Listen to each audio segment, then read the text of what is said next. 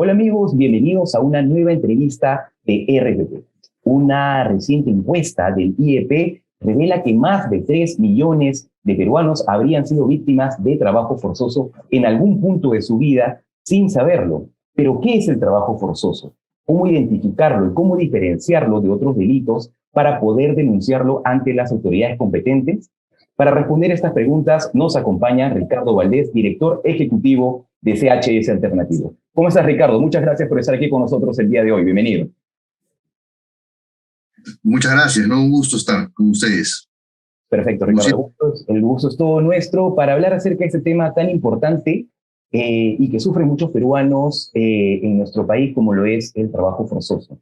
Quisiera preguntarte primero, ¿cómo identificar una situación de trabajo forzoso? Estamos hablando de trabajo forzoso, por ejemplo, cuando, si es que yo tengo un trabajo formal y me quedo de repente más allá de mi hora de trabajo, digamos, yo salgo a las 6, pero me quedo trabajando hasta las 9. ¿Es una situación de trabajo forzoso eso? Por favor, explícanos. Bien, creo que acá lo importante es comprender la definición de trabajo forzoso, que es realmente bastante sencilla. El trabajo forzoso, de alguna manera su nombre lo indica, una persona está obligada a trabajar bajo la amenaza de algún tipo de sanción, algún tipo de pena, ¿no? Que es lo que se conoce como coacción. Entonces, tiene que darse ambas condiciones, afectar la voluntad de la persona, por un lado, y la presencia de una amenaza de sanción, de pena, en caso de que la persona decida retirarse de ese trabajo, ¿no? Entonces hay una afectación de la voluntad.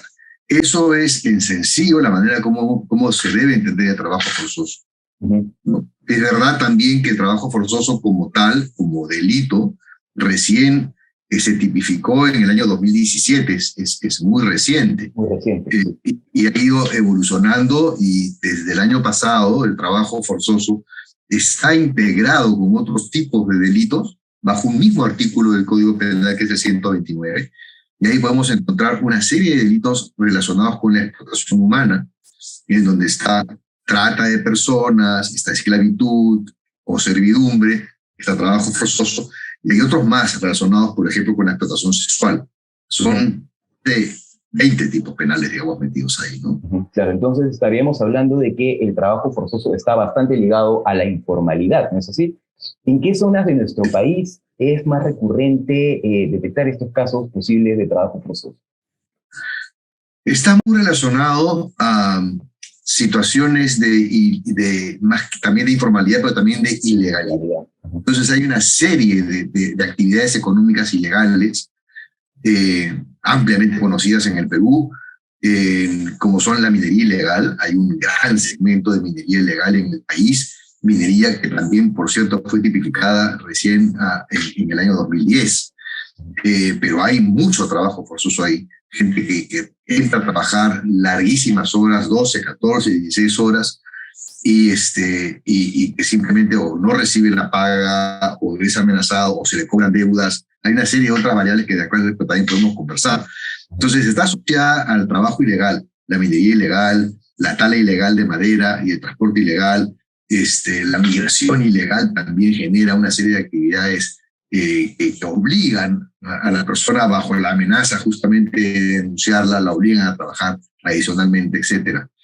Pero hay un rubro de trabajo forzoso muy relacionado a la zona urbana, porque usualmente nosotros entendemos que el narcotráfico, la minería, están en zonas muy alejadas y rurales, pero en la zona urbana también hay trabajo forzoso.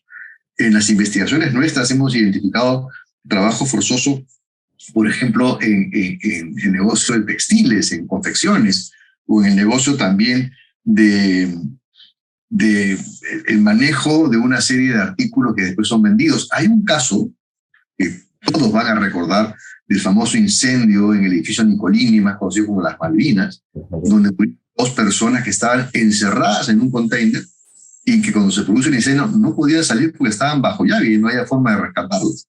Esas 2 personas, para que recordarlo bien, estaban bajo la modalidad de trabajo forzoso, y así fueron condenados también las personas responsables, ¿no?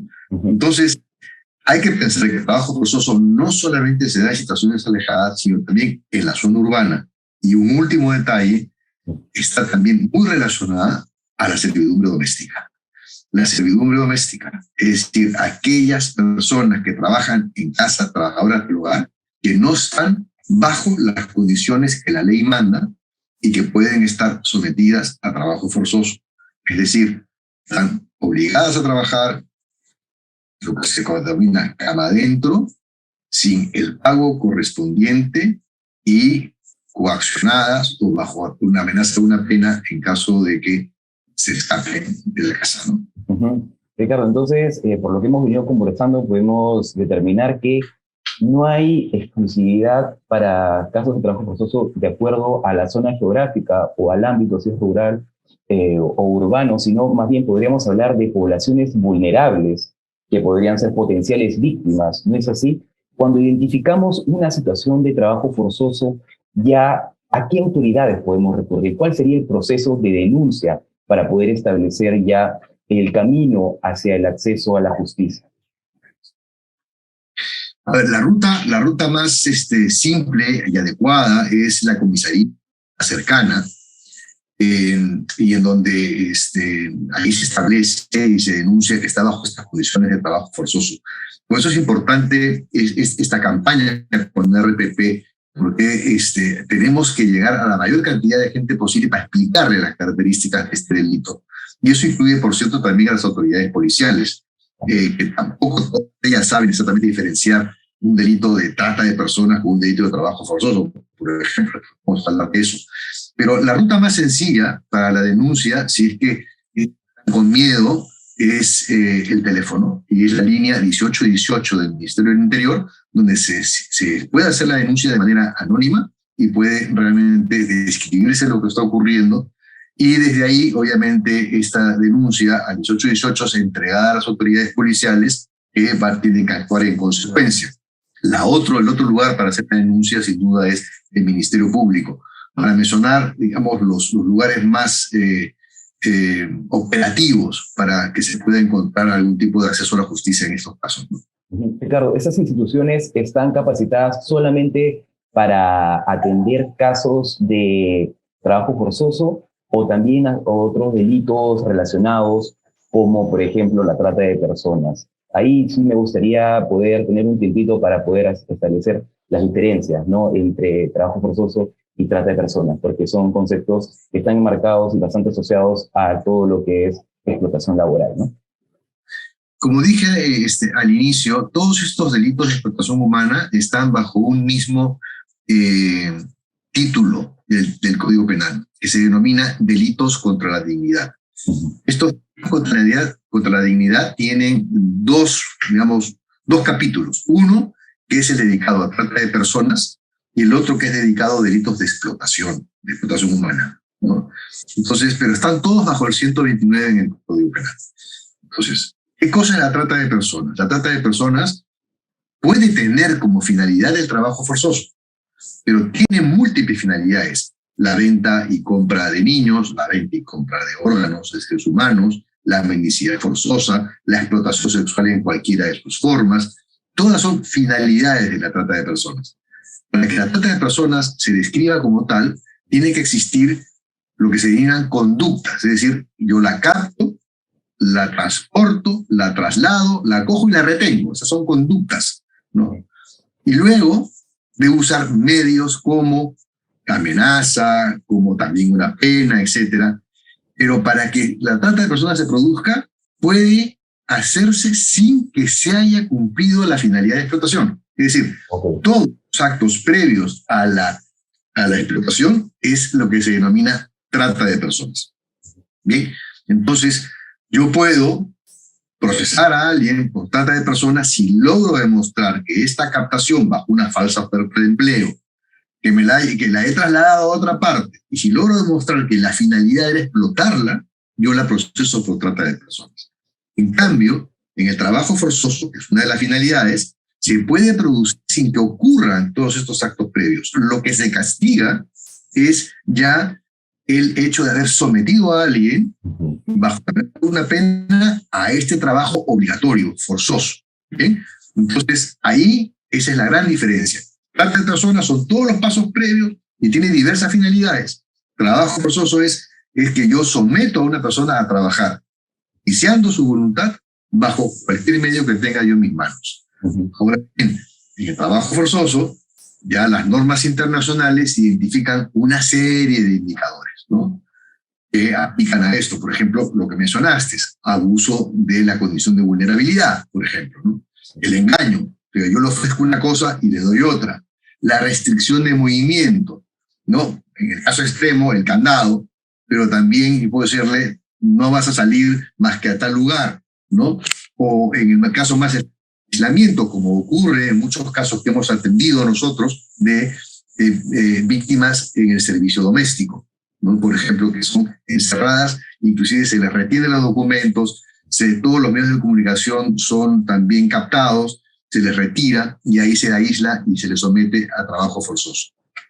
Violencia física, violencia psicológica, intimidación, etcétera, son todas estas indicadores que contribuyen y colaboran a identificar la situación de trabajo forzoso.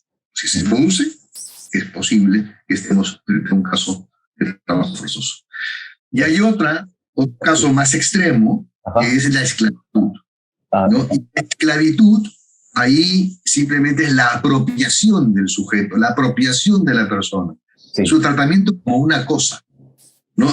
Ejemplos de esclavitud es la que se produce en el Braem, bajo los remanentes de Sendero Luminoso, que tienen a gente del lugar esclavizada, y obviamente para lo que se denominan masas, es decir, para que le produzcan a las fuerzas terroristas armadas, les produzcan todas las condiciones necesarias que requieren para alimentarse, etcétera, ¿no? Hay ahí acción esclava y es distinto a trabajo forzoso, como puede hoy entenderse, ¿no? Son delitos ciertamente diferentes, pero que obviamente atentan contra la dignidad humana, ¿no es así? Por eso es que están todos bajo este título en el Código Penal. Perfecto. Ricardo Valdés, director ejecutivo de CHS Alternativo, es quien nos ha acompañado el día de hoy. Te agradezco, Ricardo, muchísimo por tu tiempo y le recordamos a las personas que se han conectado a esta transmisión que esta entrevista se ha dado en el marco de la campaña Paremos el Trabajo Forzoso que organiza RPP junto a CHS Alternativo. Yo soy Nicolás Altamirano Peve, conmigo será hasta un próximo Facebook Live. Muchas gracias. Un gusto, Nicolás, hasta pronto. Paremos el Trabajo Forzoso. Es una campaña de CHS Alternativo y RPP.